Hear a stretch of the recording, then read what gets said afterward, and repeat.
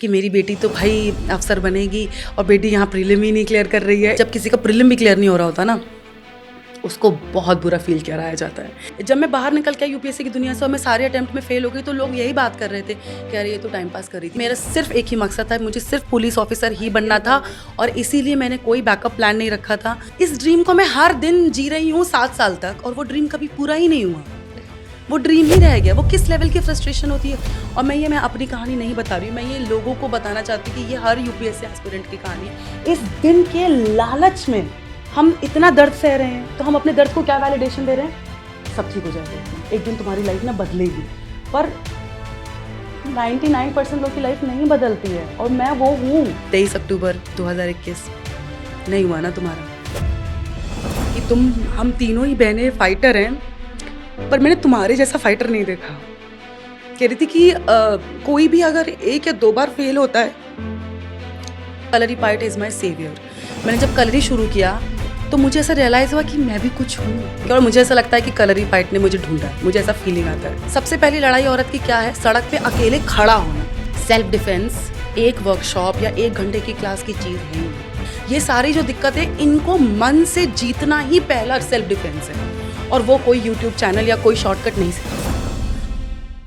हमारे आसपास की दुनिया में हर दिन नए नए पर्सपेक्टिव और थॉट सामने आते हैं। हमारे पॉडकास्ट शो डाइवर्स डायलॉग्स में हम इन्हीं अलग अलग थॉट्स, स्टोरीज और एक्सपीरियंस को एक साथ लेकर आए हैं। डाइवर्स डायलॉग्स का मोटिव है उन कहानियों को एक्सप्लोर करना जो हमारी लाइफ, कल्चर और कम्युनिटीज को शेप करती है। हर एपिसोड एक ओपन स्पेस है जहां ऐसी कॉन्वर्सेशंस है जो इंडिविजुअलिटी को सेलिब्रेट करती है, नॉर्म्स को चैलेंज करती है और चेंज को इंस्पायर करती है।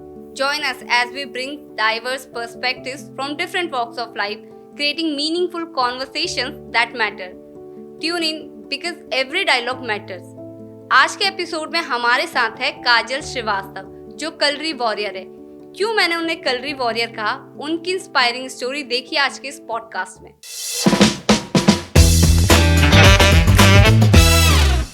हेलो गाइस, आप देख रहे हैं DNN 24 और आज हमारे साथ जो मौजूद है, शी इज एन एंटरप्रेन्योर और motivational speaker and a perfect example of women empowerment. Here is Kajal Srivastava. Kajal ji, कैसी हैं आप? Thank you so much for having me here. मैं बिल्कुल अच्छी हूँ। तो मेरे ख्याल से जितने भी लोग यूपीएससी की तैयारी कर रहे हैं या किसी भी गवर्नमेंट जॉब की तैयारी कर रहे हैं ना, उनके लिए ये पॉडकास्ट बहुत ज़्यादा इंपॉर्टेंट होने वाला है, क्योंकि कई बार आप लाइफ में ना प्लान बी लेके नहीं चलते हो। और शायद काजल जी भी अपनी लाइफ में प्लान बी लेके नहीं चल रही थी। उनको किन दिक्कतों का सामना करना पड़ा और आज वो किस मुकाम पे है, ये उनकी जर्नी हम उनसे जानेंगे। तो काजल जी, मैंने आपके बारे में थोड़ी बहुत चीज़ें पढ़ी, थोड़ी बहुत चीज़ें आप हमारी जो भी दर्शक है उनको बता दी। आप अपने आप को किस तरीके से देखती है? कौन है आप थोड़ा सा अपने बारे में खुद से बताइए। ओके, मैं अपने आप को एक मार्शल आर्टिस्ट मानती हूँ। मैं प्रोफेशनली कलरी पायट एक Indian form of martial art है, उसकी प्रैक्टिशनर हूँ और उसी के कंजर्वेशन और स्प्रेड का काम करती हूँ under my movement called as Tavasi. Tavasi एक मूवमेंट है जिसको मैं चलाती हूँ, जिसमें मैं कलरी पायट के माध्यम से लोगों को एम्पावरमेंट के बारे में बताती हूँ। सोशल इमोशनल एम्पावरमेंट को मैं स्प्रेड करती हूँ कलरी पायट के माध्यम से। मैंने कलरी पायट अपने गुरुजी शिंटो मैथ्यू के अंडर सीखा हुआ है। मेरा एक बेसिक सा क्वेश्चन था कि बहुत सारे लोगों को होता है ना, कंफ्यूजन होता है। तो पहले आप मुझे ये बताइए, कलारी पयट्टू है या कलरी पयट्टू है? कई लोग इसे कलारी भी बोलते हैं, तो एग्जैक्ट इसका जो प्रोनाउंसिएशन वो क्या है? इसका असली प्रोनाउंसिएशन है कलरी पायट। कलरी पायट, कलरी पायट, क्योंकि लास्ट में हल्का सा ट के बाद साउंड, क्योंकि कलरी मतलब वो ग्राउंड होता है, वो एरिया अरीना होता है मिट्टी का, जिसपे हम पायट, जिसमें हम कलरी को प्रैक्टिस करते हैं। तो कलरी पायट होता है, उसको शॉर्टकट में कलरी कह सकते हैं। लेकिन कलारी बिल्कुल भी नहीं करेक्ट है। अच्छा, कलारी बिल्कुल। हाँ। मैंने एक्चुअली मूवी में सुना था, अभी रिसेंटली एक मूवी आई थी, अच्छा, सिंघम 3, उसमें वो कलारी बोल रहे थे। तो देन मैंने सुना, तो जस्ट क्योंकि मुझे इसके बारे में कोई नॉलेज नहीं है, हाँ। मैंने एक्चुअली पहली बार ही सुना कलारी, तो मैंने वहीं सुना था कलारी। हाँ, नहीं कलरी ही है वो। एक्चुअली मूवी नॉर्थ इंडियन है, आर्ट साउथ इंडियन है, केरला की ये आर्ट है, तो ऑब्वियसली प्रोनाउंसिएशन का प्रॉब्लम रहता है लोगों को। तो जो कलरी पायट नहीं बोल सकते वो कलरी बोल सकते हैं, पर कलरी। ओके, कलरी। अच्छा, कैसे दिमाग में थॉट आया कि कलरी सीखना है? मैंने यूपीएससी की तैयारी की है, 7 साल तैयारी की है मैंने, तो अपने सारे 6 अटेम्प्ट दिए हैं मैंने। तो उस यूपीएससी के दौरान बहुत ही मेंटली स्ट्रेस हो जाता है एक शिष्य, बहुत प्रॉब्लम्स आती हैं, बिल्कुल आप सोसाइटी से भी दूर हो जाते हो क्योंकि आपको पढ़ाई करनी होती है। और तो उस समय जब मुझे बहुत स्ट्रेस होने लग गया, मेरी थोड़ी तबीयत ख़राब होने लग गई, जैसे कि मेरी बैकबोन में पेन होने लग गया, मैं ओबीस हो गई, मैं काफ़ी ज़्यादा अनफिट हो गई थी, और थोड़ा बहुत थायराइड हो गया मुझे, पीसीओएस हो गया मुझे। तब मुझे मेरे बेस्ट फ्रेंड्स ने बोला कि तुम्हें अब उठना चाहिए अपनी टेबल और चेयर से और कहीं जाना चाहिए। तो तब मैंने बचपन में एक्चुअली कलरीपाइट के बारे में, मैंने, मेरे पिताजी वो मुझे कॉमिक्स बहुत ला के देते हैं, मैंने उसमें एक बार कलरीपाइट का नाम पढ़ा था कि उसमें लठबाजी सिखाते हैं। Okay okay. और बचपन से ही मुझे मार्शल आर्ट का बहुत शौक है। तो मैंने कलरीपाइट के बारे में ढूंढा, समझा, तो मुझे पता चला नोएडा में ही एक गुरुकुल है, ट्रेडिशनल गुरुकुल है, जहाँ पे कलरी सिखाया जाता है। तो इसलिए मैंने कलरीपाइट को ज्वाइन किया, क्योंकि मुझे कुछ फिजिकल फिटनेस करना ही था, क्योंकि मैं बहुत ज़्यादा एंजाइटी और स्ट्रेस और ऑलमोस्ट डिप्रेशन की तरफ जा रही थी because of back to back struggle and failures. तो तब मैंने अपने 4th अटेम्प्ट के बाद 2017 में, 2016 या 17 में, मुझे याद नहीं, मैंने कलरीपाइट को ज्वाइन किया था अपने गुरुजी शिंटो मैथ्यू के अंडर नोएडा में। तो एग्जैक्टली है क्या कलरी जो आप बता रही हैं, है क्या? कलरी एक केरल की मार्शल आर्ट होती है। ये बेसिकली इसको माना जाता है ये पूरे विश्व की पहली युद्ध कला है, और ये भगवानों की युद्ध कला है, क्योंकि इसके जो रचयिता हैं वो भगवान परशुराम जी हैं। तो परशुराम जी ने इस कला को बनाया है। कहते हैं कि शिव जी ने उनको कान में गाइड किया, और फिर परशुराम जी ने तपस्या करके जंगल में इस आर्ट को फॉर्म किया, जानवरों को देख के, मतलब जंगल में जंगली जानवरों को फाइट करता हुआ देख के, और उनके सर्वाइवल इंस्टिंक्ट को गौर से समझ के परशुराम जी ने 8 जानवरों को उठाया, और उन 8 जानवरों के फाइटिंग स्टाइल के ऊपर इस कलरीपाइट को बनाया। तो कलरीपाइट केरला की है पूरी, इसमें 2 तरीके की कलरी होने लग गई कुछ सालों बाद। तब ये है 3000 साल पुरानी कला। फिर इसमें एक नॉर्दर्न स्टाइल हो गया और एक सर्दर्न स्टाइल हो गया। या नॉर्दर्न साउथ का मतलब नॉर्थ इंडिया साउथ इंडिया नहीं है, नॉर्थ मालाबार और साउथ मालाबार हो गया। जो नॉर्दर्न स्टाइल है उसको वड़क्कन कहते हैं, वड़क्कन स्टाइल, और जो मैं प्रैक्टिस करती हूँ, और जो सर्दर्न होता है उसे तेक्कन कहते हैं, वो सर्दर्न है। तो तेक्कन कलरी में औषधियों का भी बहुत ज़्यादा यूसेज है, और उसको जो सर्दर्न साइड स्टाइल ऑफ कलरीपाइट है उसको ज़्यादा ऑर्गेनाइज किया अगस्त्य मुनि ने। जी, तो इस तरीके से ये केरला की आर्ट है। ये इसमें जितने भी पहले की जो चोला डायनेस्टी और बहुत बड़े बड़े राजा थे, आप पढ़ेंगे उनके बारे में, तो युद्धों में इस कला का इस्तेमाल, इसको बैटल फील्ड आर्ट कहते हैं। इसे कोई मार्शल आर्ट या सेल्फ डिफेंस कहेगा तो ये सेल्फ डिफेंस और मार्शल आर्ट इस आर्ट का एक हिस्सा है। ये एक्चुअली में बैटल फील्ड आर्ट है। इसमें फाइटर नहीं, वॉरियर को पैदा किया जाता है अंदर से। तो एक और क्वेश्चन था कि जैसे आपने बोला ना स्टार्टिंग में कि क्या बोलते हैं, ये जो है मार्शल आर्ट का वो एक फॉर्म है, तो मैं ये पूछना चाहती हूँ कि मिक्स मार्शल आर्ट है या कलरी जो है अलग ही है? अच्छा, मिक्स्ड मार्शल आर्ट, एमएमए एक अलग दूसरी ही मार्शल आर्ट होती है। वो बेसिकली बहुत सारी अच्छी अच्छी मार्शल आर्ट्स के अच्छे दावपेच को और बहुत अपने खुद के ब्लॉक और हिट्स और अटैक्स और लॉक्स को मला करके एक समीशन बनाया गया है मिक्स्ड मार्शल आर्ट। वो चीज़ अलग है, वो बहुत नई चीज़ है। कलरीपाइट तो 3000 साल पुरानी है। ये अपने में ही एक पूरी एक कला है। इसके 4 भाग होते हैं। पहले भाग में शरीर को ठीक किया जाता है, दिमाग को चुस्त दुरुस्त बनाया जाता है, मेंटली आपको बहुत स्ट्रॉन्ग किया जाता है। दूसरी स्टेज में वुडन वेपन स्टार्ट होते हैं, जैसे कि लाठी और ये सब, छोटी लाठी, गदा। और तीसरी स्टेज में अंगमतारी जो होती है उसमें मेटालिक वेपन स्टार्ट हो जाते हैं, जैसे कि knife, dagger, sword and shield, flexible sword. फिर चौथी स्टेज आती है वीरम कई प्रयोगम, जिसमें आप बेयर हैंड टेक्निक्स के बारे में पढ़ते हैं। तो ये अपने में ही बहुत बड़ी दुनिया है। कलरीपाइट पूरी अलग है। जैसे युद्ध में हमने अब तक देखा ना कि कई बार लोग जो है लाठी से ही कर रहे हैं, तो सारे मतलब मिक्स है। हाँ, मतलब बहुत सारे वेपन्स का ये बेसिकली शस्त्र विद्या पे बेस्ड है नॉर्दर्न स्टाइल ऑफ कलरीपाइट। तो ऐसे बोल सकते हैं ना हम इसको कि जितने भी अभी स्टाइल है, फाइटिंग स्टाइल थे, वो सारे के सारे कलरी से ही निकले हुए? सारे तो नहीं निकले हैं, ये इसको मैं क्लेम नहीं कर सकती, पर जैसे कुंग-फू है, कराटे है, ताइक्वांडो है, ये सब कलरीपाइट से ही ब्रांच आउट हुई हैं। इन सब का तो रिसर्च प्रूवन है, लेकिन बाकी कौन-कौन सी आर्ट हुई हैं, ऐसी बहुत सारी आर्ट भी हैं, लेकिन उनको क्लेम नहीं कर सकती मैं। लेकिन कुंग-फू है, जैसे चाइना की बहुत मशहूर शाओलिन टेम्पल है वहाँ पे, वो सब कलरीपाइट से निकल के गया है। बेसिकली कलरीपाइट के ही एक प्रैक्टिशनर थे, बोधिधर्मा। वो चाइना ट्रैवल करके गए थे, उन्होंने वहाँ पे कलरी को प्रैक्टिस किया, वहाँ पे कुछ लोगों को सिखाया, उसी को ही कुंग-फू बुलाया गया। तो आप जाएंगे तो शाओलिन टेम्पल के बाहर ऐसे एक लिखा हुआ है प्रॉपर कि ये जो शाओलिन टेम्पल है, ये कुंग-फू जो है कलरी से निकल के आया है, जिसको बोधिधर्मा जी ने स्टार्ट किया था। तो Bodhidharma was a Kalari practitioner only. Okay. मेरा एक और क्वेश्चन था, जैसे अभी क्या होता है, जैसे मैं खुद एक ऑफिस जाती हूँ, तो मेरे पास ना टाइम नहीं है कि मुझे जो है कलारी या इस टाइप की मार्शल आर्ट टाइप का कुछ सीखना है। अगर मुझे पर्सनल सेफ्टी के लिए कुछ सीखना हो, तो कुछ ऐसा कोई एक बेसिक सा वो जो आप विमेन सेफ्टी के लिए यूज़ कर सकते हो?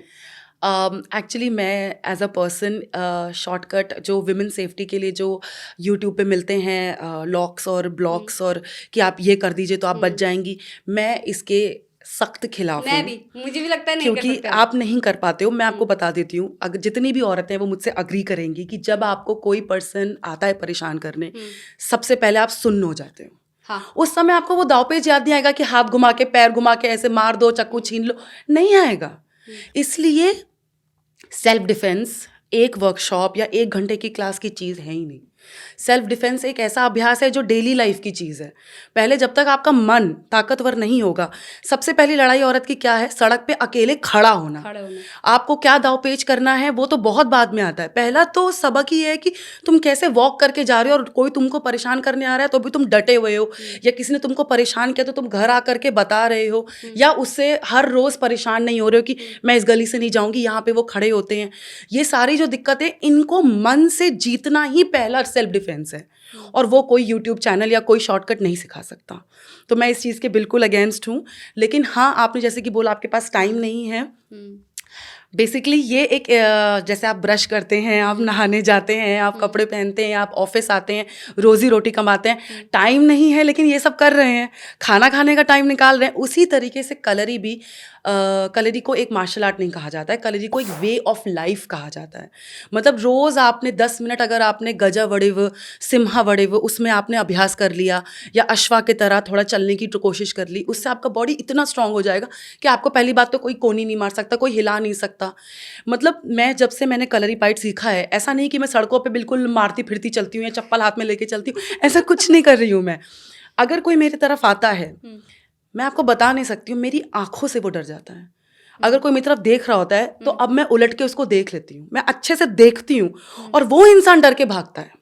मैं बस में ट्रैवल कर रही थी तो वहाँ पे एक लड़का खड़ा था, वो एक लड़की को बहुत बुरी तरह, वो होता नहीं वो धक्के से, वो सबसे कॉमन है, धक्का देना, टच कर रहा था। वो लड़की कॉलेज की थी, सिंपल सी, ऐसा लग रहा था घर से बहुत दूर पढ़ाई करने आई है, उसे बवाल नहीं चाहिए। जैसे हम सब लड़कियों की अपब्रिंगिंग होती कि कोई परेशान कह रहा है तो चुप रह जाओ, वो वैसे ही चुप थी।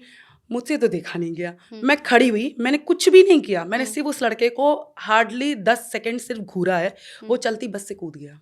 तो सेल्फ डिफेंस ऐसी चीज़ नहीं है कि आपको दावपेच सीखने की, अंदर से हर औरत को मजबूत होने की ज़रूरत है, और ये कलरीपाइट सिखा रहा है, इसलिए कलरीपाइट के लिए टाइम निकालिए। ये आपने बहुत अच्छी चीज़ कही है कि क्या बोलते हैं, आपके अंदर, खुद के अंदर इतना दम होना चाहिए। हाँ, कोई बिगाड़ नहीं सकता, कोई आपका कुछ नहीं बिगाड़ सकता है, पर हम बिगाड़ने देते हैं। ये पर कई बार होता है ना, जैसे मैं ही जा रही हूँ तो सडनली कोई 4 लोग अगर मेरे सामने खड़े हो गए तो मैं क्या होता है, उस टाइम पे मेरी बॉडी बिल्कुल ठंडी पड़ जाती है, सुन्न हो जाती है। हाँ। क्यों? क्योंकि हमें बचपन से सिखाया गया है कि हम उनसे कमज़ोर हैं। हमें ये बताया गया है कि ये जो मर्द है उसके भी 2 हाथ हैं, उसके भी 2 पैर हैं, तुम भी दौड़ना जानती हो, वो भी दौड़ना जानता है, वो हाथ मारना जानता है, तुम भी तो जानते हो, लेकिन वो खुल गया है हाथ मारने से, तुम नहीं खुले हुए हो। ये सब सोशली कंडीशनड है हम औरतें इस चीज़ के लिए। एक हाथ ऐसे करके देखो एक बार ना डरे वो, ठीक है? तो ये चीज़ ना मन से, और मैं आपको बता दूं, मेरे गुरुजी एक बहुत बढ़िया बात बोलते हैं, सामने वाला डरपोक है या नहीं डरपोक है, ये उसकी वाइब्रेशन से पता चल जाता है। निडर होने से मतलब आपको कोई एक्शन करने की ज़रूरत नहीं निडर बनने के लिए। निडर एक अवस्था है कि मुझे अभी डर नहीं लग रहा है, मैं खड़ी हूँ, मैं कुछ नहीं बोल रही हूँ, पर सामने वाले ने भाप लिया कि भाई ये डर नहीं रही है मुझसे, हाँ। और जो नहीं डर रहा है ना, उससे बहुत डरते हैं लोग, क्योंकि उसको पता है कि मैं कुछ भी बवाल कर सकती हूँ। फिर जैसे अब हमें स्वॉर्ड फाइटिंग क्यों सिखाते हैं आजकल? तलवार, क्या मैं मेट्रो में तलवार लेके चलूंगी? नहीं। लोग पूछते हैं कि आप तलवारबाजी क्यों सीख रही हैं? वो इसलिए सीख रहे हैं क्योंकि जिसने तलवार चलाना सीख लिया, असली तलवार चलाना सीख लिया, वो उसका हाथ उसके लिए तलवार बन जाता है। अब मुझे हाथ उठाने में 1 मिनट नहीं सोचना है, क्योंकि मैंने तलवार चला दी है। तो बेसिकली आपके शरीर को और आपके दिमाग को कोई किस हद तक स्ट्रॉन्ग कर सकता है, वो शस्त्र विद्या में आप सीखते हैं। भाई ये सब चीज़ें तो जैसे अभी मैं आपको बोल रही हूँ कि बोलने में आसान लगती है कि आप जो है कर लो, है ना, बट क्या होता है, लेजीनेस हमारे अंदर कूट कूट के भरी हुई है। तो हम जैसे मैं ही हूँ, अगर मैं अपनी बात करूँ तो मैं बहुत ज़्यादा लेजी हूँ। मैं 9 बजे से पहले नहीं उठूंगी, उठते ही फटाफट सारी चीज़ें करके फिर ऑफिस आना है। तो मेरे पास अभी टाइम वाली बात फिर से आ जाएगी कि आपको टाइम निकालना पड़ेगा। बट लेजीनेस भी तो है एक, आपके पास टाइम भी है, मेरे पास कई बार टाइम भी रहता है, पर फिर मैं क्या करती हूँ, इंस्टाग्राम स्क्रॉल करने लगाती हूँ, यूट्यूब स्क्रॉल कर रही हूँ। ये माइंडसेट नहीं है ना कि ये भी सीखना है, तो उसके लिए बेसिक कैसे स्टार्ट करें? आई थिंक सबसे बड़ी बेसिक, देखिए ऐसा ज़रूरी नहीं है कि जो मार्शल आर्ट कर रहा है वो लेज़ी नहीं है, ये बिल्कुल बिल्कुल गलत बात है। हमें भी मैंने आपको बताया था कि मैं नहीं उठ पा रही थी सुबह, तो इट्स नॉट ये कोई बड़ी बात नहीं है। हम लोग ना गलत चीज़ की तरफ टारगेट करते हैं कि सुबह जल्दी उठोगे तो ही मार्शल आर्टिस्ट या तभी ऐसा कुछ नहीं है। आप 9 बजे उठ रहे हो और 9 बजे उठने के बाद अपनी सिर्फ गर्दन का रोटेशन करो, अपनी वेस्ट का रोटेशन करो, ऐसे करो, 2 बार लंबी लंबी सांस खींच के करो, ये आपका आज का एक्सरसाइज हो गया। It's very good. जब भी आप अपने शरीर को प्रायोरिटाइज करोगे, शरीर आपको प्रायोरिटाइज करेगा। अगले दिन से अगर आप अपनी गर्दन रोटेट नहीं करोगे तो आपको यहाँ कुछ स्टिफनेस फील होगी। तो basically you have to take small small steps. It's not like कि सीधा कलरीपाइड में एनरोल करना है, फीस देनी है, आना, ऐसा नहीं है। टारगेट बहुत बड़े रख देते हैं हम अपने लिए, ये प्रॉब्लम है। वो क्योंकि मेरे को तो मार्शल आर्टिस्ट बनना था, इसलिए मैंने कलरी को चुना, और मैं यही कलरी को इसीलिए स्प्रेड भी करती हूँ। उसका मैं एक मूवमेंट भी अगर आपको सिखा दूंगी और आप अगर 1 साल उसको कर लेंगी, आप अलग पर्सन बन चुकी होंगी, आप एक अलग इंसान बन चुकी होंगी। इसलिए कलरी अच्छा। लेकिन सबको कलरी करने की जरूरत नहीं है, आपको तो सिर्फ फिट रहने का मन है ना। बस अपने आप को थका के सुलाओ। दिन भर में जो मेंटल स्ट्रेस हो रहा है उसको रिलीज करने के लिए कुछ सोचो। कुछ लोग म्यूजिक चलाते हैं, कुछ लोग कुछ करते हैं। टारगेट, टाइम पे सोना, टाइम पे उठना, टाइम पे भूख लगना, और टाइम पे ही रोज वॉशरूम जाना।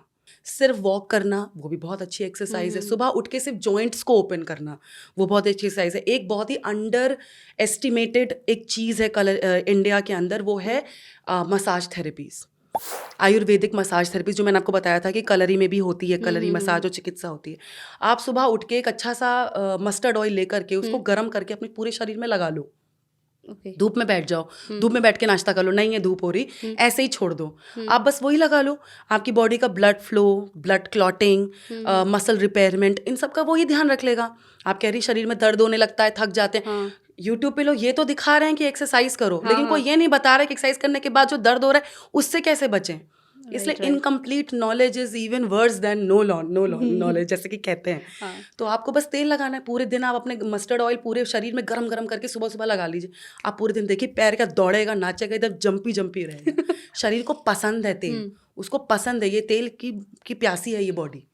कहते हैं ना कि मेरे यहाँ ब्लड क्लॉट हो गया है। लोग जो कंप्यूटर बहुत काम करते हैं उनका यहाँ वाला मर्म स्थान थोड़ा स्लो हो जाता है, थोड़ा दर्द करता है। क्यों दर्द होगा? आप यहाँ पे रोज तेल लगा के बैठो, ये रोज ऐसे करके तेल लगा लो, फिर वो आप कंप्यूटर पे काम करो, लैपटॉप पे करो, फोन पे करो, वो एक्टिवेटेड रहेगा। तो जैसे आपने मसाज के बारे में बताया, कलरी पे भी मसाज होते हैं, तो ये कैसे डिफरेंट है? जैसे मैंने बताया आयुर्वेद में और भी बहुत सारी पार्ट है। अगर आप आयुर्वेद को देखोगे तो उसके अंदर बहुत चीजें हैं। तो जैसे अभी मैंने बताया पतंजलि वाला, तो पतंजलि का जो आयुर्वेद है उससे ये जो कलरी वाला आयुर्वेदिक, ये कैसे डिफरेंट है?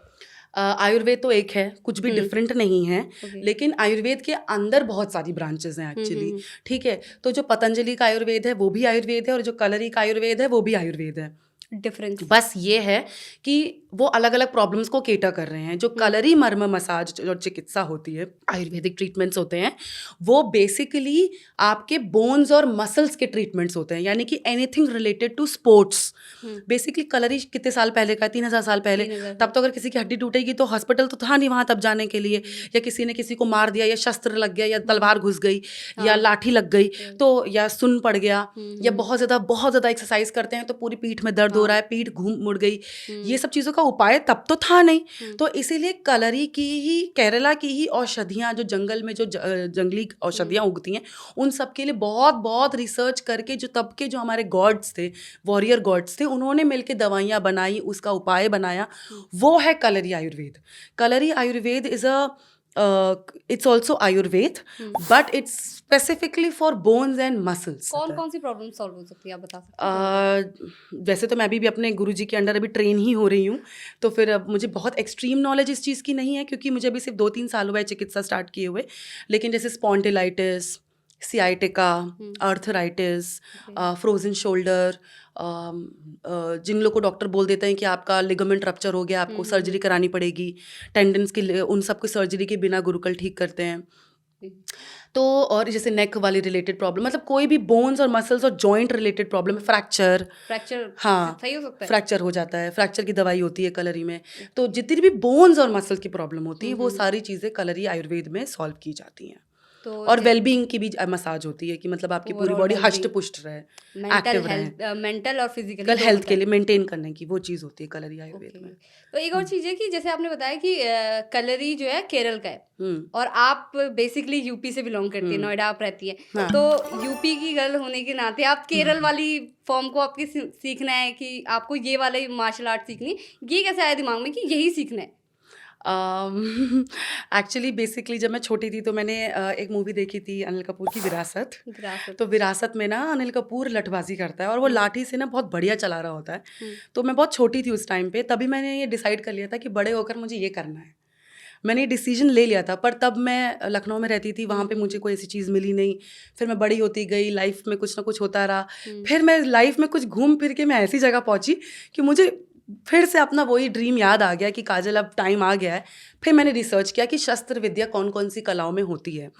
फिर being a UPSC aspirant, Kalari fight के बारे में आपको ज्ञान होता है क्योंकि आप हिस्ट्री में पढ़ते हो, तो इसलिए कलरी फाइट के बारे में पता था। तो मैंने फिर पता लगाया कि अरे हाँ, इसमें शस्त्र विद्या भी है और ये हमारी इंडिया की अपनी मार्शल आर्ट है। बेसिकली मुझे बस कुछ इंडिया का करना था। मैंने स्कूल टाइम पे टाइकोंडो किया हुआ है मैंने, पर मुझे मज़ा नहीं आया honestly. No offence to any taekwondo practitioner, but मेरे दिल को नहीं छू पाया क्योंकि शायद मैं कुछ ज़्यादा ही देसी हूँ।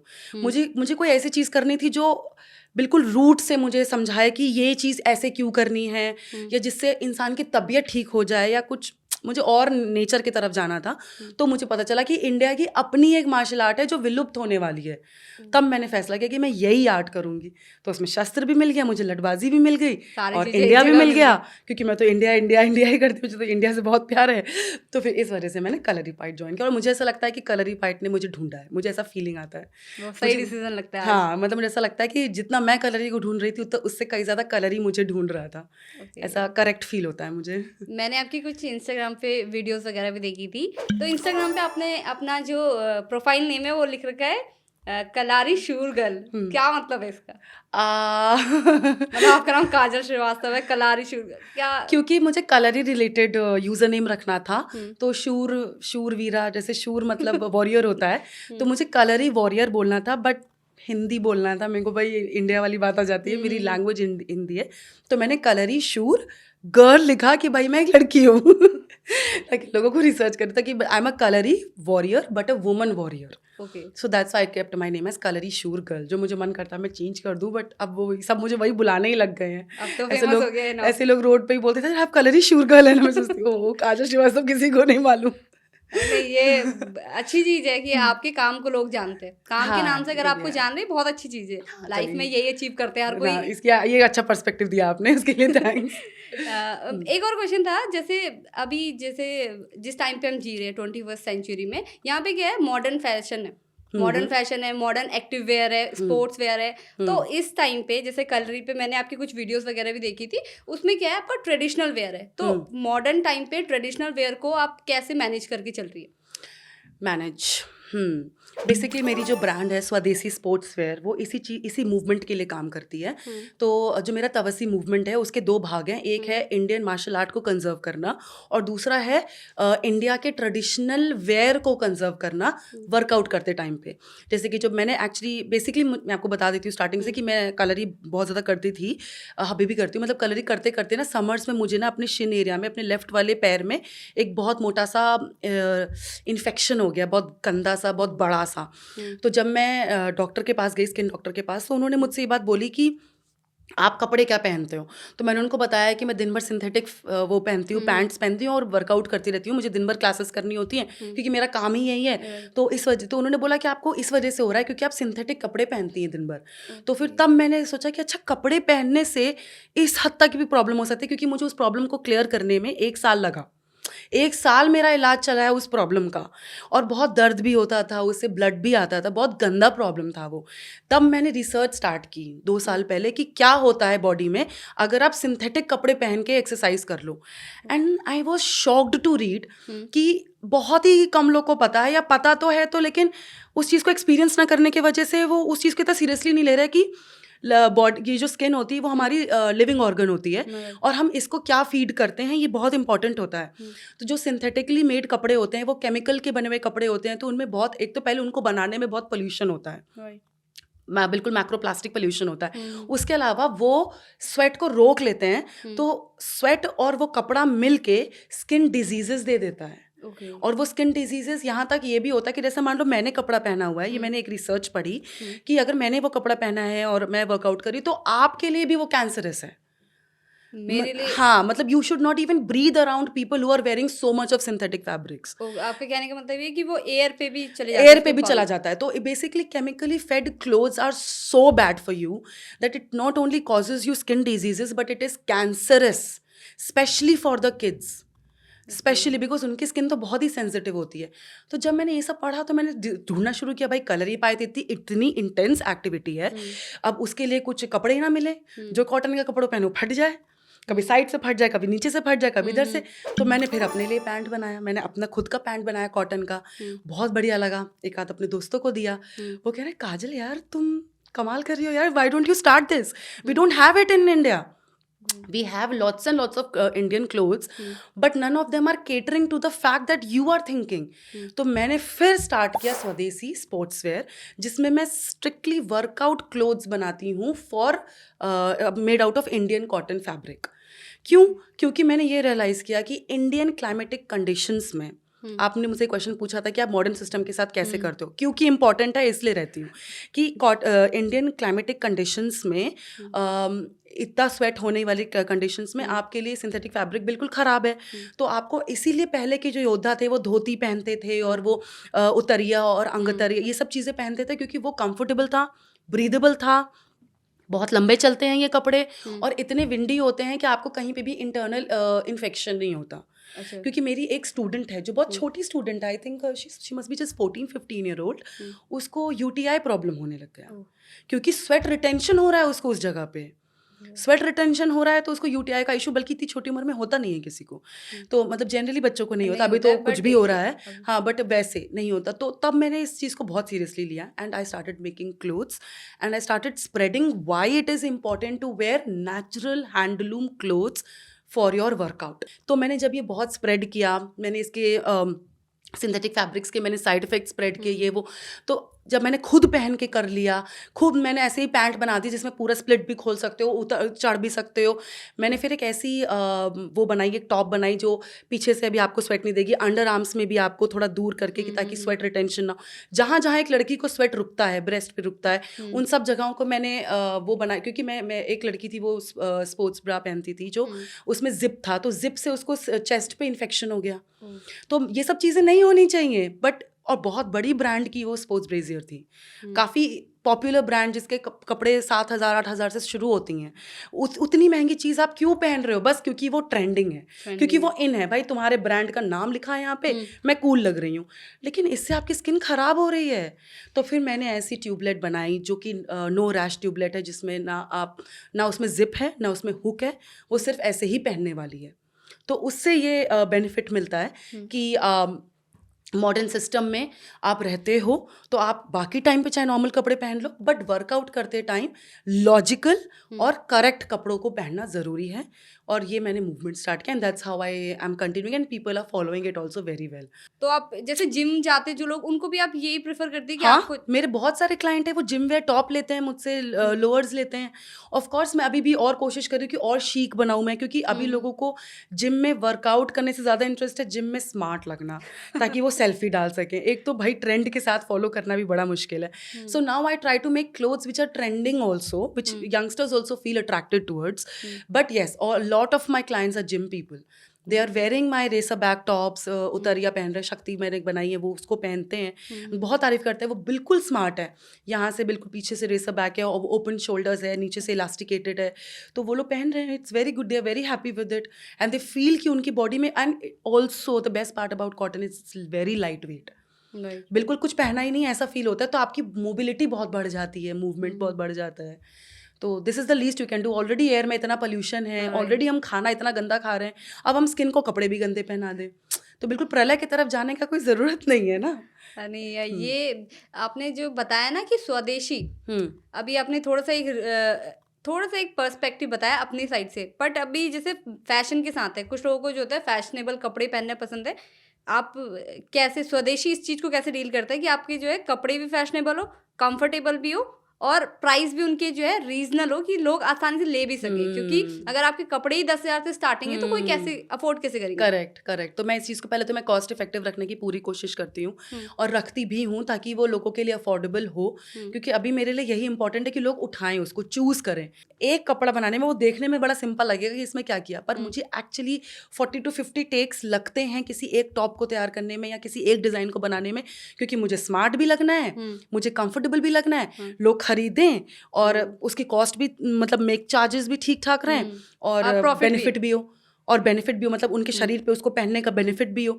तो इन सब चीज़ों को मेंटेन करने में मेहनत तो बहुत लग रही है। And of course it is very challenging to compete against the contemporaries जो ऑलरेडी विकसित हो, मतलब पूरा सेटल हो चुके हैं इस इंडस्ट्री में। It is taking time, but मुझे बहुत ही ज़्यादा लग रहा है कि अभी लोग बढ़ने लगे हैं इस तरफ, लोगों को समझ में आने लग गया है कि natural fabric is the key. Kalari पाइट में ना साड़ी पहन के भी किया जाता है, मतलब धोती के फॉर्म में उसको पहना जाता है। तो मतलब साड़ी को actually, sari is one of the most comfortable cloth to be worn during workout. I am telling you, ये सब कुछ हम लोग सोशली कंडीशनड है कि भाई ऐसे लड़कों की तरह 2 पैर डालने वाला पैंट होगा तो ही वो कंफर्टेबल, ऐसा नहीं है।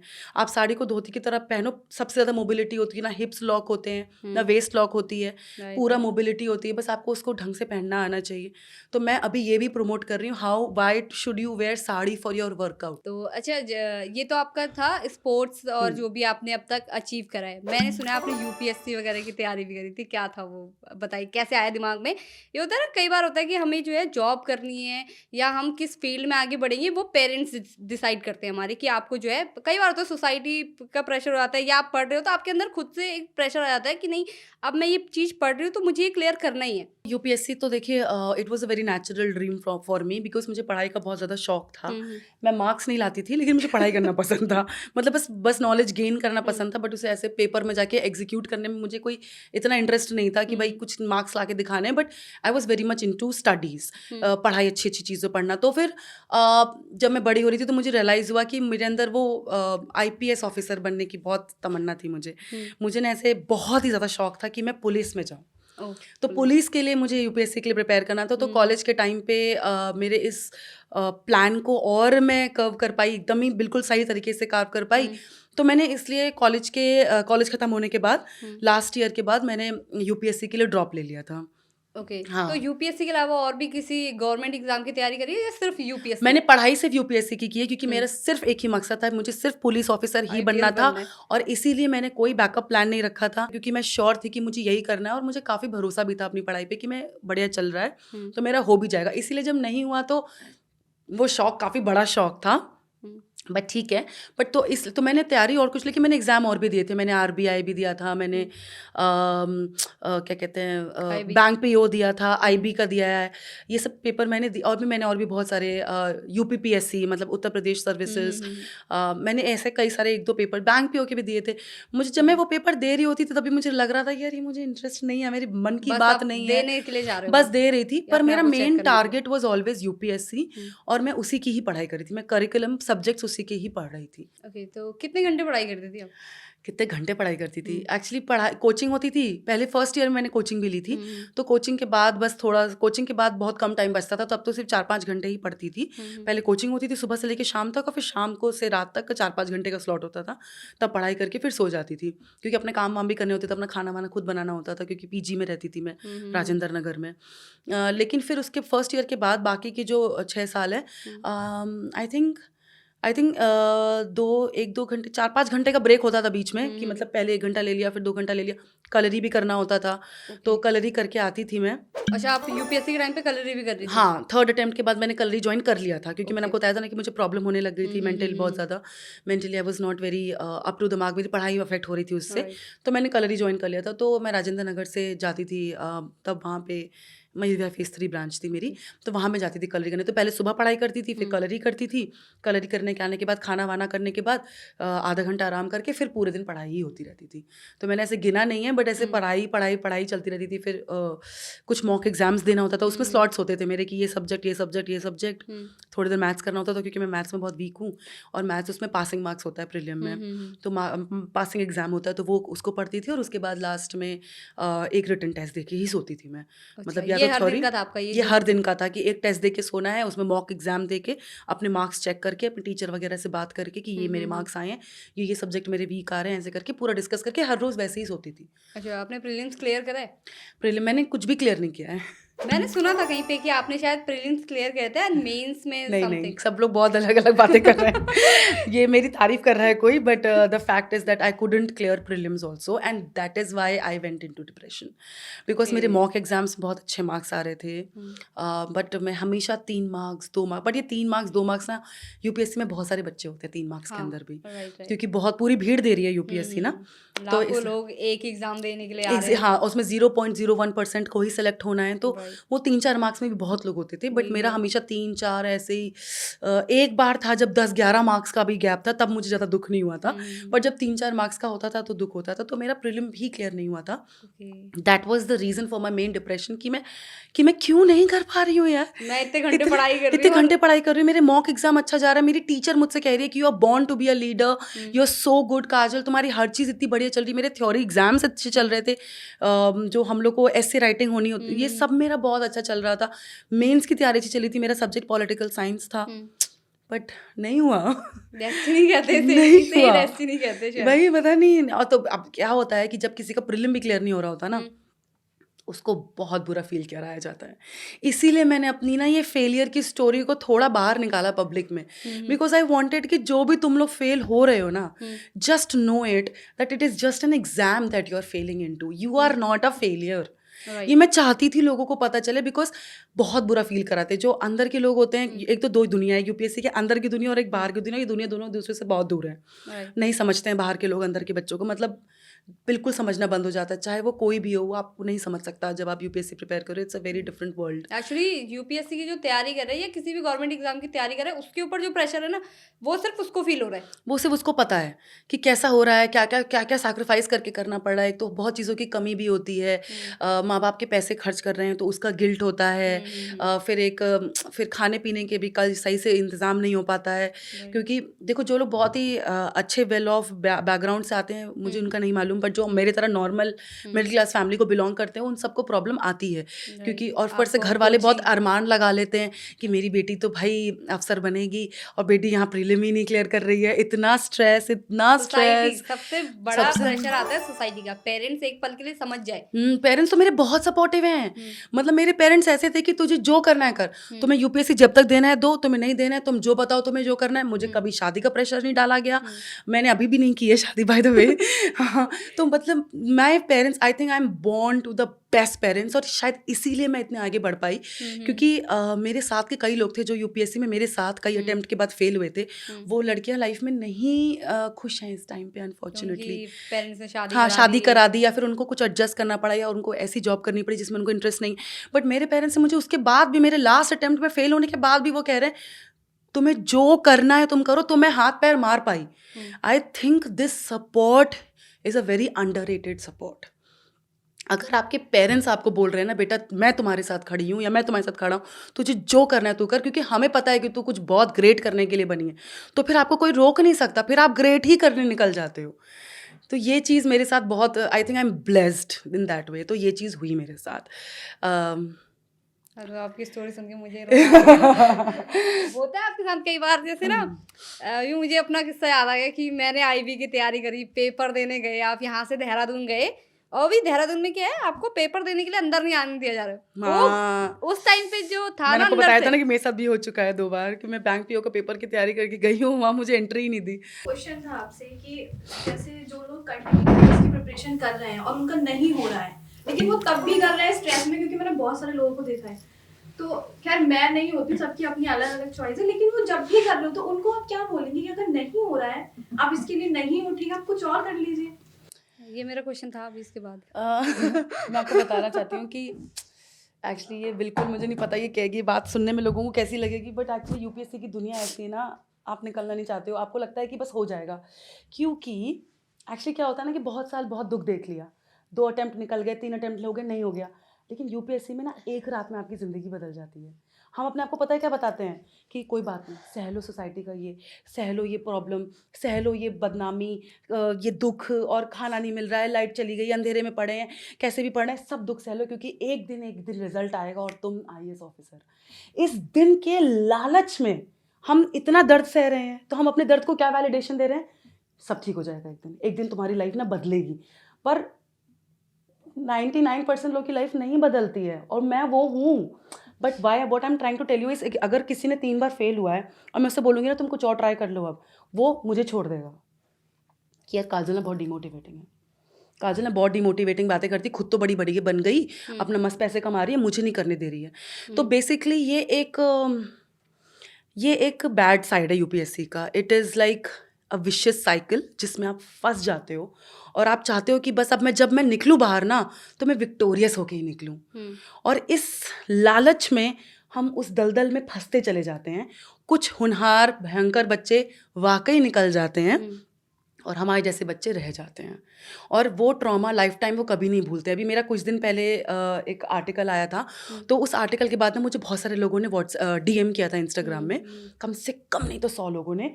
आप मानेंगे नहीं, वो 100 के 100 डीएम इस बारे में थे कि वो सब यूपीएससी एस्पिरेंट थे, उन्होंने भी सारे अटेम्प्ट दिए और उनका कोई भी क्लियर नहीं हुआ, तो अभी वो लाइफ में कुछ और कर रहे हैं, पर सब में एक बात कॉमन थी कि हम उस दर्द को कभी नहीं भूल पाए। तो this is what UPSC is, you are failing but you keep waiting for that one day when सब अच्छा हो जाएगा। और कुछ लोगों की लाइफ में वो दिन आता है, पर 99.9% लोगों की लाइफ में वो दिन कभी नहीं आता। मैंने अपनी लाइफ का सारा मतलब मैंने 21 साल में शुरू किया था, और मैं 29 साल में रुकी हूँ। मैंने अपनी लाइफ की जो बेस्ट प्राइम टाइम था वो मैंने यूपीएससी में निकाल दिया, और मैं सेलेक्ट भी नहीं हुई। तो मैं जब बाहर निकल के आ रही हूँ, I am jobless, I am in depression, I am old lady, and I have no plan B. उस टाइम पे सोसाइटी का सबसे ज्यादा प्रेशर। हाँ, ये मेरी कहानी नहीं है, ये हर यूपीएससी एस्पिरेंट की कहानी है। जब मैं बाहर निकल के यूपीएससी की दुनिया से और मैं सारे अटेम्प्ट में फेल हो गई, तो लोग यही बात कर रहे थे, कह रहे ये तो टाइम पास कर रही थी पीजी में ना, अपने घर से अलग रह के ना मस्ती कर रही होगी, ये तो इतने में तो किसी का भी हो जाए। भाई तुम्हें नहीं पता, बहुत लोग compete कर रहे हैं, और प्रीलिम्स में ही अचानक से लाखों छटते हैं, फिर हज़ारों में का कंपटीशन होता है। तो जब करोड़ से 1000 आ रहा है, तो उसमें सबसे ज़्यादा छटाई हो रही है। तो मैं उसमें नहीं कर पा रही हूँ, लेकिन इसका मतलब ये नहीं है कि मैं एक ऑनेस्ट एस्पिरेंट नहीं थी। मैं उस दिन को बहुत ज़्यादा जीना चाहती थी कि जब मैं सोती थी तो मैं सो के ऐसे सोचती थी कि मेरा लास्ट अटेम्प्ट हो गया, मतलब जो भी मेरा अटेम्प्ट हो गया, मेरा सिलेक्शन हो गया है, बिल्कुल मेरे घर के बाहर ऐसे लोग आए हैं और बुके दे रहे हैं मुझे, और मैं एकदम, मेरे मम्मी पापा खुशी के आंसू से रो रहे हैं कि मेरी बेटी ऑफिसर बन गई। इस ड्रीम को मैं हर दिन जी रही हूँ 7 साल तक, और वो ड्रीम कभी पूरा ही नहीं हुआ, वो ड्रीम ही रह गया। वो किस लेवल की फ्रस्ट्रेशन होती है। और मैं अपनी कहानी नहीं बता रही हूँ, मैं ये लोगों को बताना चाहती हूँ कि ये हर यूपीएससी एस्पिरेंट की कहानी है, या जो भी मेडिकल के लिए बैठते हैं या सीए के लिए बैठते हैं। We go through really tough times. Please हमें और परेशान मत करो बाहर से बोल के कि ये तो नाकाबिल। मुझे ऐसे बोलते हैं लोग कि हम 3 बहनें हैं, तो मुझे ऐसे बोलते थे लोग कि ये तो सबसे एवरेज थी ना आपकी बेटी, ये तो इसने क्यों यूपीएससी के लिए अटेम्प्ट किया। भाई तुम थोड़ी बताओगे कि मैं यूपीएससी के लिए थी कि नहीं। वही सोसाइटी जज करने लगती है, पहले ही आपको जज कर लेगी कि नहीं हाँ, आप ये पढ़ाई कमजोर में है, अच्छे ये नहीं बच्चा है। कमजोर है, ये बच्चा अच्छा क्यों, क्योंकि स्कूल में कम मार्क्स हो। एक्चुअली सोसाइटी ही बहुत ज्यादा हमें गलत। बट मैं तो हमेशा से ढीठ थी, मेरे मार्क्स कम भी आ रहे थे तो भी मैं अपने आप को बड़ा क्वीन समझती थी छोटे से, कि मैं तो बस कुछ बहुत बड़ा करूंगी लाइफ में। मैं हमेशा से ही सोचती आपने थी, किया भी है। कर रही हूँ कोशिश, लेकिन ये है मेरे मन में बचपन से ही था। तो जैसे मैं बता रही थी ना वो 100 लोगों के जो मैसेज, उसमें से एक लड़की ने मुझे ये बात भी बोली। उसने बोला मुझे ऐसा लग रहा है कि मेरा सपना सच हो, कि जब मैं आपको देख रही हूँ कि आप यूपीएससी नहीं कर पाई, लेकिन आप अभी जो लाइफ में कर रही हैं, अभी जो आप एम्पावरमेंट दे रही हैं औरतों को, शायद वो उससे भी ज़्यादा इंपॉर्टेंट है। और मैं आज आपकी कहानी पढ़ के मैं आज चैन से सोऊंगी बहुत सालों बाद। ऐसा उसने मेरे को बोला। Actually that is the achievement, यही है लाइफ की अचीवमेंट, कि आपकी स्टोरी सुन के सामने वाला चैन की हाँ, नींद सो रहा है। वो कह रहे कि मैं आज चैन से सोऊंगी कि भाई किसी ने तो अपने आप को कुछ बनाया यूपीएससी के बाद भी। उसने ये नहीं सोचा यूपीएससी के बाद कि अब मैं एक फेलियर हूँ, अब मैं कुछ नहीं लाइफ कर खत्म हो गई सकती, यहीं पे। मेरी लाइफ खत्म है, 30 साल की उम्र में मेरी लाइफ खत्म, पूरी जिंदगी पड़ी है। मेरे पेरेंट्स ने बोला कि तुम जब अपने अंदर खुश नहीं रहोगी तुम एक अच्छी शादी भी नहीं निभा पाओगी बेटा, इसलिए पहले अपने आप को बुलंद बनाओ, इतनी खुश हो जाओ लाइफ में कि तुम एक अच्छा परिवार, हंसता खेलता परिवार को तुम जन्म दे पाओ। ये मेरी मम्मी ने बोला मेरे को, इसलिए मैं आगे बढ़ पा रही हूँ। तो ये ब्लेसिंग है मेरे लिए, और क्या। एक्चुअली लोग ना डिप्रेशन को बहुत लाइटली लेते हैं। क्या होता है कि पेरेंट्स जो है ना हमारे, वो क्योंकि थोड़े से पुराने हैं हमसे, उन्हें नहीं मालूम डिप्रेशन क्या होता है। उनके हिसाब से क्या है, डिप्रेशन नाटक कर रही है। हाँ, क्योंकि उन्होंने भी ये चीज़ को फील किया होता है, पर उनके टाइम पे ना किसी के पास इतना टाइम ही नहीं था कि उनसे पूछे क्या हुआ, परेशान हो, कोई पूछता नहीं था। तो उनको लगता है कि ये क्या पूछना है, ये सब क्या, ये तो सबने चाहा है। क्योंकि औरतों में आपस में ही होता है ना कि मेरी कमर में दर्द हो रहा है, अरे मेरी कमर में तो कब से दर्द हो रहा है, लेकिन सारा काम मैं करती हूँ। ये तारीफ है, कहाँ से तारीफ हो गई भाई ये। तो हमें औरतों को ये सिखाया जाता है कि जो ज़्यादा दर्द सह रहा है, जो ज़्यादा परेशान हो रहा है, वो और फिर भी अपने काम को सैक्रिफाइस करके कर रहा है, वो ज़्यादा बेटर है। बट ये समझ नहीं पाते कि हर किसी की बॉडी अलग है, हर हाँ, किसी का माइंड माइंड अलग है। मैं अगर मन से दुखी हूँ, मैं डिप्रेशन में हूँ, तो मुझे बैठना है, मुझे नहीं करना, मैं कुछ नहीं कर पा रही हूँ, इट्स अ सीरियस प्रॉब्लम। कुछ भी करने की मोटिवेशन नहीं होती, सुबह उठ के क्या करें, कुछ करने को नहीं है, क्योंकि मन उदास हो चुका है ना, अभी पूरा हताश हो गए हैं, खुद पर से भरोसा उठ चुका है। तो ये चीज़ें तो, depression is real, it's real. आखिर क्या फील होता है डिप्रेशन के टाइम पे, आपको फील क्या होता है? मतलब एग्जैक्टली लोगों को नहीं मालूम किया था, मुझे भी पूछा जा रहा, तो मुझे थोड़ा दुख होता है, पर मुझे एग्जैक्टली नहीं पता कि वो डिप्रेशन वाली फीलिंग क्या होती है, जहाँ पे आपको हीलिंग के लिए किसी डॉक्टर के पास जाना पड़े। एक्चुअली मैंने भी इतना हार्डकोर, मतलब मैंने इतना क्लिनिकल डिप्रेशन को फील नहीं किया है, बट मैंने जो मेंटली जो स्ट्रेस होता है वो चीज़ मैं ज़रूर बता सकती हूँ कि मेरे साथ क्या होता था। मेरे साथ ये होता था कि मुझे लाइफ में किसी भी चीज़ की कोई मोटिवेशन नहीं रह गई थी, और मुझे ये लगने लग गया था कि मैं जो करूँगी वो गलत ही करूँगी, मैं जो भी करूँगी वो खराबी करूँगी, मैं जो करूँगी वो फेल ही होंगी उसमें। मुझे अपने ऊपर ही पूरा भरोसा था कि मैं किसी काम की नहीं हूँ। मेरे मतलब ये यूपीएससी, मुझ जैसी लड़की को, जब मैं अपने पे इतनी कॉन्फिडेंट लड़की थी, यूपीएससी ने मेरे पूरी चकनाचूर कर दिया था उस कॉन्फिडेंस को। और मुझे ये फील होने लग गया था कि I am good for nothing, I am not good looking, I am not a nice person, I am not intelligent, I can not achieve anything, और अब मेरी लाइफ वेस्ट है। मतलब सेल्फ वर्थ जिस इंसान ने लूज़ कर दिया ना, फिर उसके लिए सब कुछ खराब है, और मैंने वो लूज़ किया था। तो ये था, जो जब मैंने अपने सेल्फ वर्थ लूज़ करना शुरू किया था, तभी मैंने कलरीपाइट ज्वाइन कर लिया था एक्चुअली, थैंक गॉड। सो कलरीपाइट, जैसे कि मैं सबको बताती हूँ, कलरीपाइट इज़ माई सेवियर। मैंने जब कलरी शुरू किया तो मुझे ऐसा रियलाइज़ हुआ कि मैं भी कुछ हूँ, मैं भी कुछ कर सकती हूँ। क्योंकि कलरीपाइट के मूवमेंट ऐसे होते हैं ना कि वो बहुत चैलेंजिंग होते हैं, और जब आप उनको एक एक करके क्रैक करने लगते हो ना, तो आपके मन की जो वॉल्स होती हैं वो ब्रेक होने लगती हैं। और आप जैसे कि मेरे गुरुजी ने कहा कि बेटा तुम तो बहुत अच्छा कर रही हो, या बेटा तुम तो आगे बढ़ोगी, तो ऐसा लगता है जैसे कि अच्छा मैं भी कुछ अच्छा कर सकती हूँ। वहाँ से शुरुआत हुई मेरी, तो मैं थोड़ा बेटर होने लग गई लास्ट अटेम्प्ट के बाद। लेकिन कलरी मेरा पूरा साथ दे रहा था, सब कुछ अच्छा चल रहा था, और मुझे अपना यूपीएससी के जो फेलियर्स थे वो मुझे अफेक्ट होना बंद हो गए थे towards the last 2-3 attempts. Last attempt में मैंने पूरी जी जान लगा दिया, सब कुछ कर दिया, नहीं हुआ। मतलब मैं आपको बता नहीं सकती, रिपीटेड फेल होने का ना मतलब एक अपना एक अलग एग्जॉस्शन है। तो मेरे अंदर क्या था कि जब मेरा लास्ट अटेम्प्ट भी चला गया, तो मैं प्लान बी सोच रही हूँ। अब उन प्लान बी में जैसे एक प्लान बी है कि काजल सब छोड़ छाड़ के बैठ जाओ, या फिर कहीं नौकरी, फिर से तुम एक नौकरी ढूंढना शुरू करिए, तुम अपना आगे हायर स्टडीज़ के लिए कुछ प्लान करो। अभी मैं अंडर ग्रेजुएट हूँ, मतलब मैंने सिर्फ ग्रेजुएशन किया हंसराज कॉलेज दिल्ली यूनिवर्सिटी से। तो अपनी एजुकेशन बढ़ाओ ताकि तुम्हें कोई, क्योंकि आजकल पोस्ट ग्रेजुएट से नीचे आपको नौकरी नहीं मिलती, राइट। तो मैंने तो बहुत सारे प्लान भी सोच रही थी। उन प्लान बी में बालकनी में खड़े होके मैंने एक और प्लान, उस सब प्लान बी में सोच रही थी, उन सब प्लान बी में एक प्लान बी था, क्या ख़त्म करूँ, क्या ख़त्म कर देती हूँ अब, मतलब मुझे करना ही नहीं, मुझे फाइट ही नहीं मारनी है यार, छोड़ देती हूँ।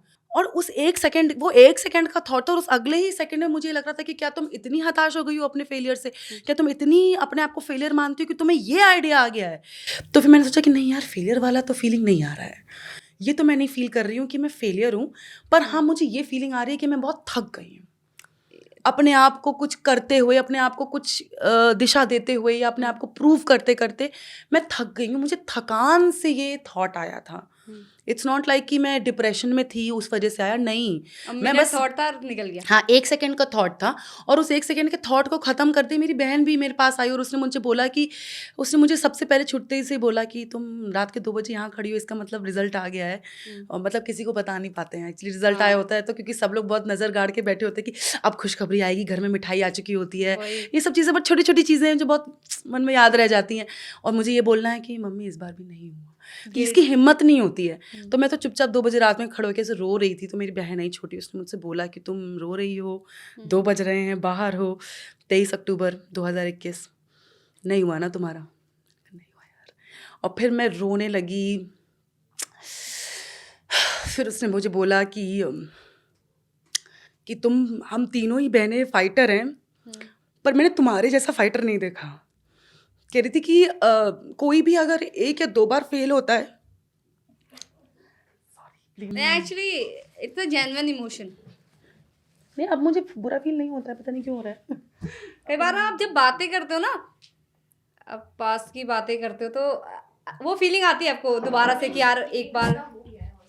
मैं खड़ी थी तो मेरे it was just one of the options कि मुझे ये भी अभी कंसिडर करना पड़ रहा है कि मैं इतनी ज़्यादा थक गई हूँ लाइफ में, इतना एग्जॉस्टेड फील कर रही हूँ। तो फिर तब मेरी बहन आई और उसने मुझसे बोला कि you are the fighter, you are the best, मतलब मैंने सबसे खतरनाक फाइटर तुम्हारे अंदर देखा है, और अगर कुछ लाइफ में कोई कुछ नहीं कर पा रही तो कोई कुछ नहीं कर सकता फिर, मतलब तुम अगर नहीं कर पाई तो जस्ट नो दैट कि तुम्हारा ड्रीम हमेशा से इंडिया के लिए कुछ करने का था, you wanted to do something for India.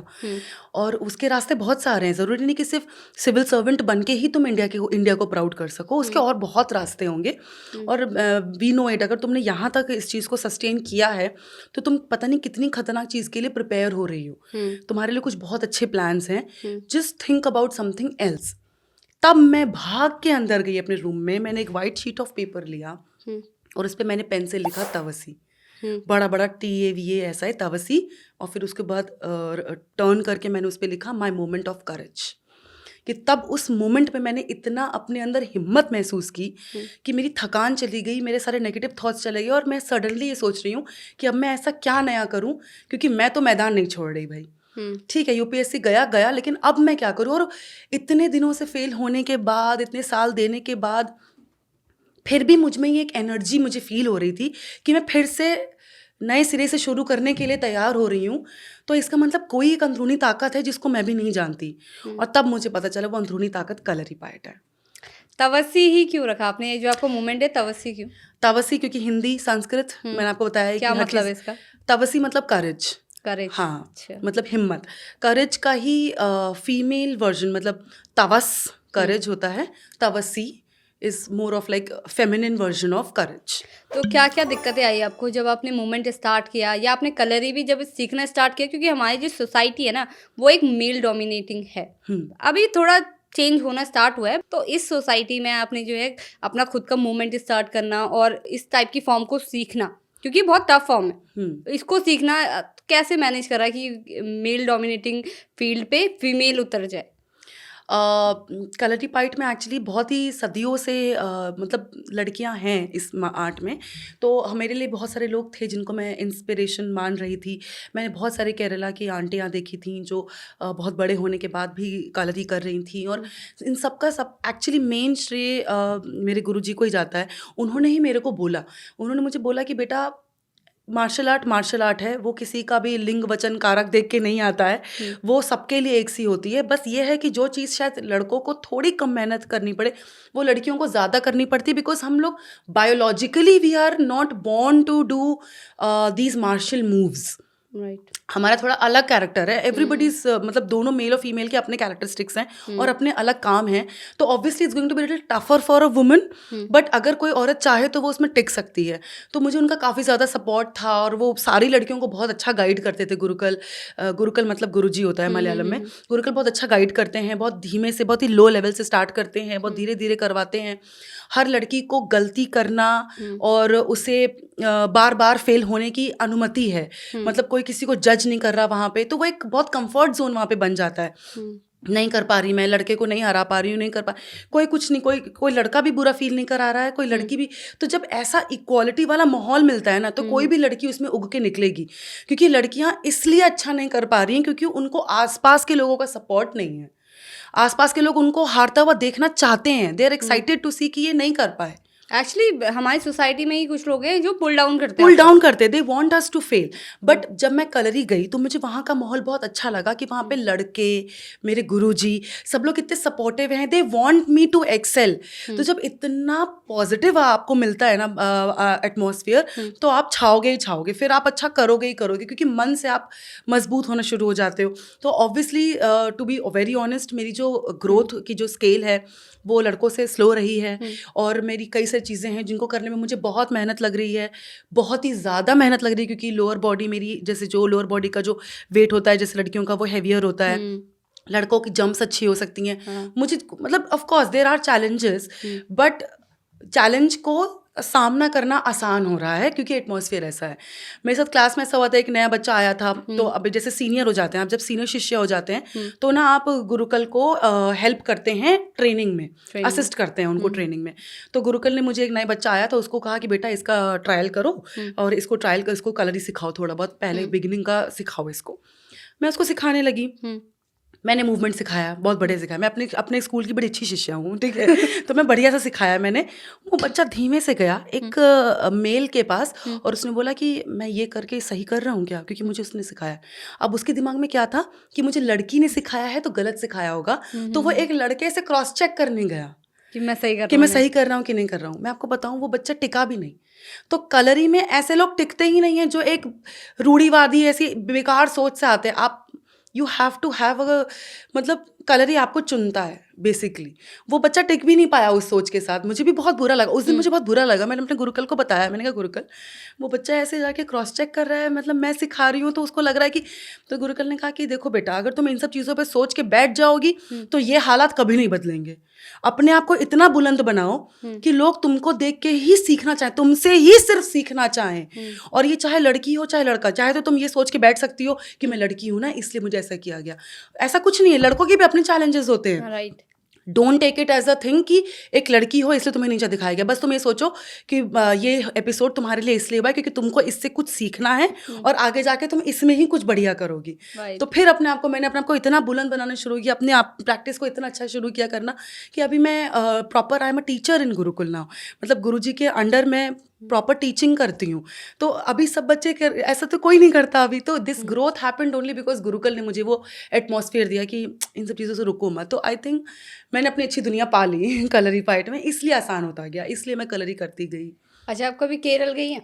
हाँ, कई बार गई हूँ। अच्छा, पहली बार मैंने केरला में ही देखा था कलरी फाइट होते हुए एक्चुअली। okay, मलयालम आती है? मलयालम समझ में आती है। अच्छा, समझ और जो बोलनी? कलरी के जो कमांड्स हैं, कलरी फाइट के जो कमांड्स हैं वो सारे मलयालम में होते हैं। ओह, तो वो बोलना आना ही होता है। तो मुझे मलयालम के कमांड्स आते हैं। एक दो वर्ड्स बोल के दिखाएंगे? एक्चुअली मलयालम दिल्ली वालों के लिए या यूपी वालों के लिए थोड़ा सा नया होगा, आप बोल सकती हैं थोड़े कुछ वर्ड?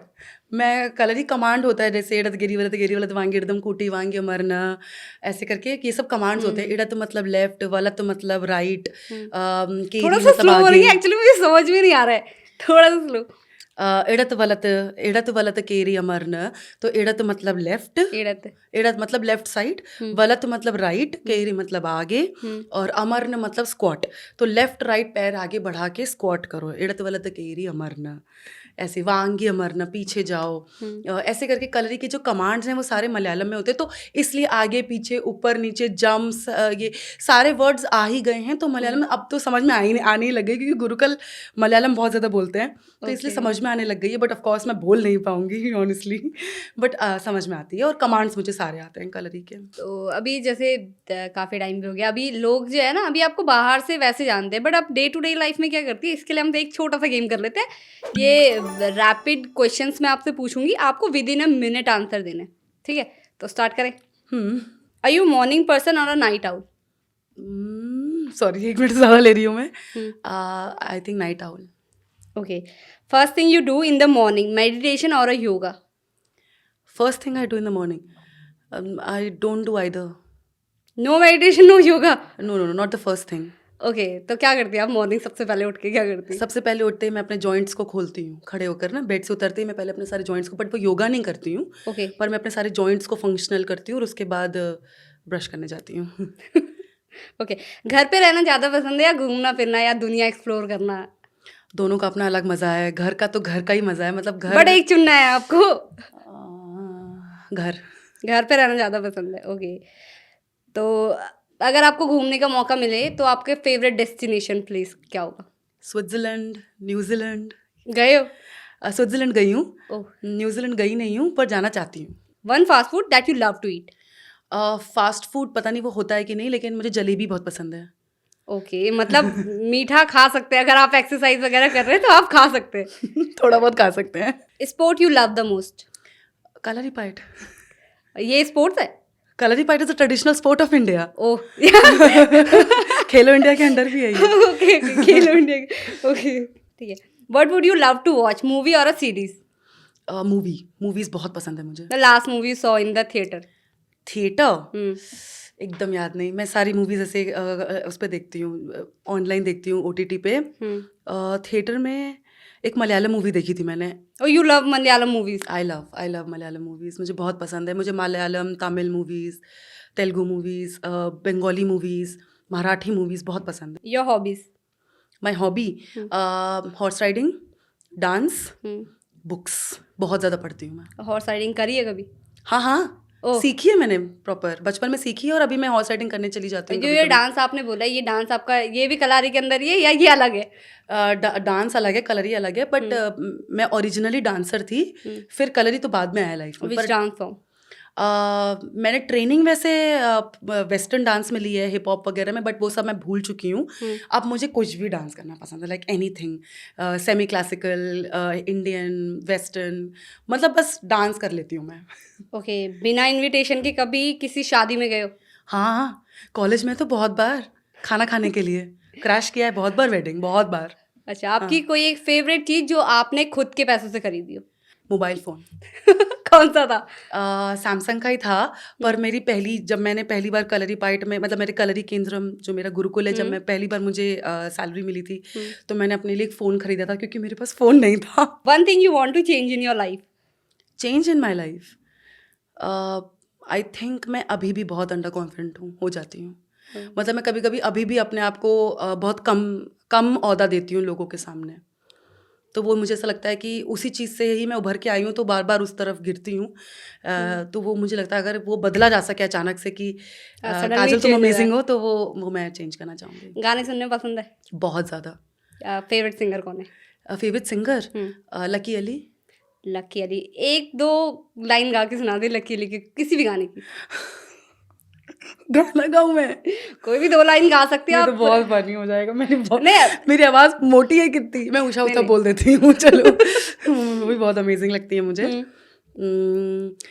स्विच नहीं करना है, ये स्विच कर दिया आपने, ये आपने स्विच कर दिया। पहले वाला जो था, अच्छा, तेरे मेरे साथ जो होता है सबके साथ वो होता नहीं, जब सारी दुनिया सोती है तो होश हमें क्यों आता नहीं। अभी तक हमने डिस्कस करा आपकी लाइफ के बारे में, तो आपकी लाइफ ना बहुत रोलर कोस्टर रही है।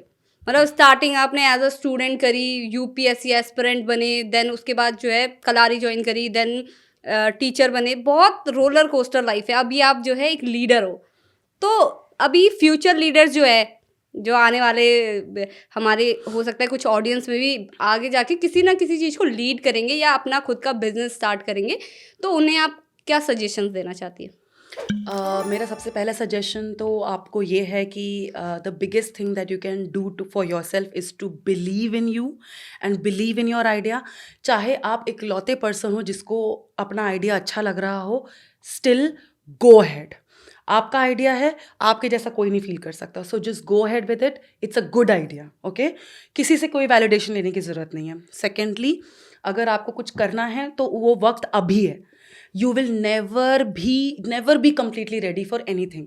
कभी वो दिन नहीं आएगा जब मैं सब कुछ रेडी होगा और तब आप वो उस काम को करोगे। जो करना है वो अभी इसी मोमेंट स्टार्ट कर दो, चाहे कोई भी रिसोर्स हो चाहे ना हो। बस अगर सोच लिया है तो बस घुस जाओ। जब पहले घुसोगे तब अपने आप सोर्सेस इकट्ठा होते चले जाएंगे। और अगर मुझे तीसरी चीज़ कुछ कहनी है तो वो ये है कि प्लीज़ अपनी मेंटल हेल्थ पे उतना ही ध्यान दो जितना कि अपने रोज़गार पे, अपने करियर को बनाने में। ज़रूरी नहीं है कि जो करियर में अच्छा कर रहा है सिर्फ उसी को पसंद किया जाएगा, ऐसा नहीं है। जो अपना ख्याल रखता है, जो अपनी मेंटल हेल्थ का ख्याल रखता है, जो अपनी फिजिकल हेल्थ का ख्याल रखता है, वो ही आज के डेट में असली विनर है। So please take care of yourself. If you will love yourself, you will be liked by everyone around you, no matter what's your figure, what's your color, what's your size, what's your thought, nothing matters। या आप कितना कमा रहे हो, फ़र्क नहीं पड़ता। अच्छा, एक और चीज़ जाने से पहले मैं आपसे एक और चीज़ पूछना चाहूँगी कि जैसे आपकी जर्नी रही है यूपीएससी को लेके, तो हमारे बहुत सारे लोग हैं या मेरे आसपास भी बहुत सारे लोग हैं जो यूपीएससी की तैयारी कर रहे हैं या किसी भी गवर्नमेंट जॉब की तैयारी कर रहे हैं, ठीक है। उनको आप क्या एडवाइस करना चाहेंगे? क्योंकि वो लाइफ में ना एक गोल लेके चल रहे हैं, उन्होंने एक गोल सेट कर रखा है अपना लाइफ में कि जो है हमारा यूपीएससी जो है हमें देना है या कोई भी गवर्नमेंट एग्जाम हम क्लियर करेंगे। उसके आगे नहीं सोचा उन्होंने, फेल हो जाएंगे तो क्या करेंगे? आई थिंक मैं भी उनमें से ही थी। मैंने भी प्लान भी नहीं सोचा था, इसलिए मैं कोई नहीं होती हूँ कहने वाली कि आप अपनी यूपीएससी की तैयारी करो तो प्लान भी रखो। क्योंकि ऑनेस्टली मुझे ऐसा लगता है कि आपको बस यूपीएससी, आप प्लान भी रखो चाहे ना रखो, बस अपने मन में इतना रखो कि it doesn't and with that. UPSC में सेलेक्ट हो जाओगे तो भी बेस्ट करोगे। मैं it's me, look at me, I am doing so well right now mentally, ठीक है। लाइफ में तो जो होगा होगा, but I am telling you one thing, even if you don't clear UPSC, I am telling you, अगर आपने UPSC में सस्टेन किया है तो आप लाइफ में कहीं भी सस्टेन कर सकते हो।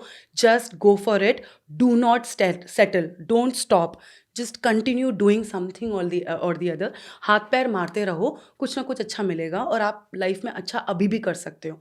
यूपीएससी एग्जाम में फेल होना does not make you a failure, just remember that. Thank you so much. आपके साथ Thank बात you. करके बहुत अच्छा लगा। मुझे लगता है हमारी ऑडियंस को भी ना बहुत कुछ सीखने को मिला होगा कि अगर आप लाइफ में किसी एक पॉइंट पर अटक जाते हैं ना तो आपकी लाइफ वहाँ खत्म नहीं होती, आपकी लाइफ वहाँ से शुरू होती है। That is the starting point of your life. ये थी हमारे साथ काजल जी, जिन्होंने अपने जर्नी के बारे में हमें बताया कैसे उन्होंने यूपीएससी की फेलियर से लेके सक्सेस तक अपनी पूरी जर्नी हमारे साथ साझा करी। ऐसे इंटरेस्टिंग पॉडकास्ट देखने के लिए बने रहे DNN 24 के साथ। जो है आपके आसपास, आपके शहर का खास, वो दिखाएगा आपको DNN 24, आपका अपना डिजिटल न्यूज नेटवर्क। तो फिर कीजिए लाइक, सब्सक्राइब और फॉलो।